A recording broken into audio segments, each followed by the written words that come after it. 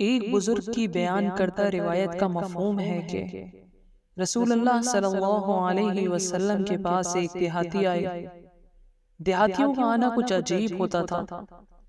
دیہاتی سیدھے لوگ ہوتے ہیں، لیکن جب بات کرتے ہیں تو ذرا تسلی سے بات کرتے ہیں اور سیدھی بات کرتے ہیں۔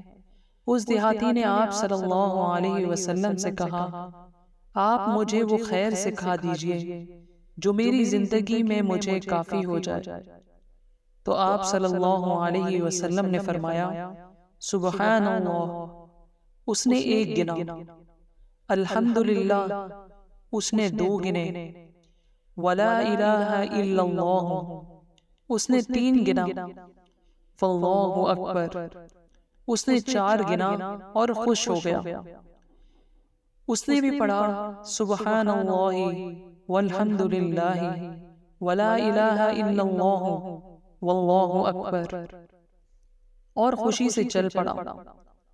تھوڑی دیر چل کے واپس آیا اور کہتا ہے، یا رسول اللہ صلی اللہ علیہ وسلم، سبحان اللہ یہ بھی اللہ کے لیے، والحمدللہ یہ بھی اللہ کے لیے، ولا الہ الا اللہ یہ بھی اللہ کے لیے، واللہ اکبر یہ بھی اللہ کے لیے، تو میرے لیے کیا ہے؟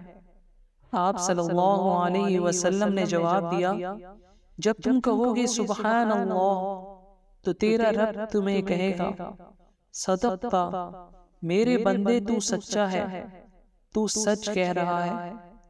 جب تم الحمدللہ کہو گے، تیرا رب کہے گا، صدقتا، میرے بندے تو سچا ہے۔ جب تم کہو گے ولا الہ الا اللہ تو تیرا رب پھر کہے گا، میرے بندے تو نے سچ کہا۔ جب تم یہ کہو گے اللہ اکبر تو چوتھی مرتبہ بھی تیرا رب تجھے کہے گا، میرے بندے تو نے سچ کہا۔ پھر تم کہہ دینا، اللہم اغفر لی، اے اللہ مجھے معاف فرما، تو تیرا رب کہے گا، بندے کر دیا معاف۔